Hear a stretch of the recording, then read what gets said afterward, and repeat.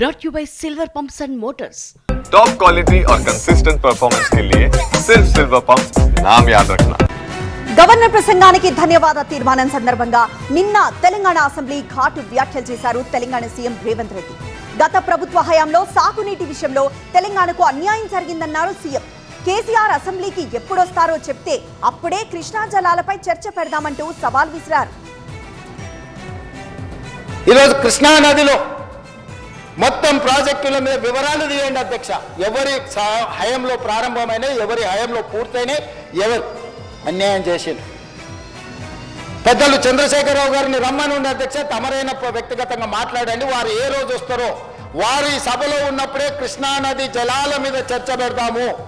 ఈ చర్చలో ఒకవేళ మా తప్పేదైనా ఉందని నిరూపిస్తే సభ సాక్షిగా చంద్రశేఖరరావు గారికి, బీఆర్ఎస్ నాయకులకు నేను క్షమాపణ చెప్తా అధ్యక్ష. ఇది నా సవాల్ అధ్యక్ష చంద్రశేఖరరావు గారికి. సవినయంగా నేను చంద్రశేఖరరావు గారికి సవాలు విసురుతున్న. కృష్ణా పరివాహక ప్రాంతంలో కృష్ణా నది జలాలలో ఈరోజు తెలంగాణకు శాశ్వతంగా అన్యాయం జరిగింది చంద్రశేఖరరావు గారి హయాంలో.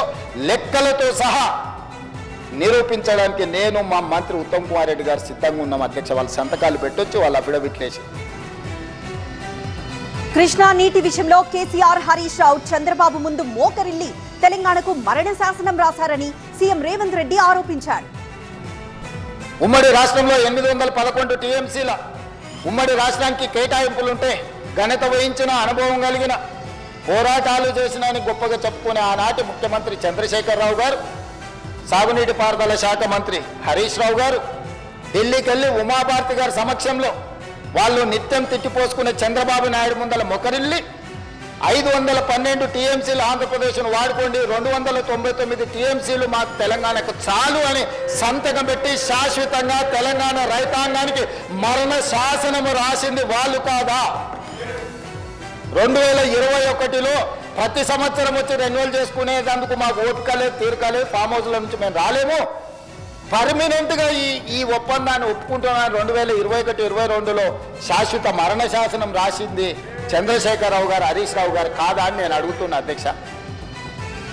కేసీఆర్ కేంద్ర మంత్రిగా ఉన్నప్పుడే పోతిరెడ్డిపాడు హెడ్ రెగ్యులేటర్ సామర్థ్యాన్ని పెంచారన్నారు సీఎం రేవంత్.